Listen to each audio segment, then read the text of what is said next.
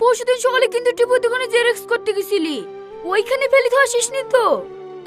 না না, টিপুর দোকানেও খোঁজ লিয়েছি, ওইখানেও নাই। এটা বোর্ডের পরীক্ষা, অ্যাডমিট ছাড়া কোনোভাবেই পরীক্ষায় বসতে দেওয়া সম্ভব না। আমার আবার পরীক্ষার সময় হয়ে যাইছে। এই দেখেন এই বাড়িটা। এ বাড়িতে রীতি নামে কি আছে? আমার মেয়ে কেন, কি হয়েছে? ওনার নামে একটা পার্সেল আছে। আমার নামে? হ্যাঁ, এখানে একটা সই করে দেন।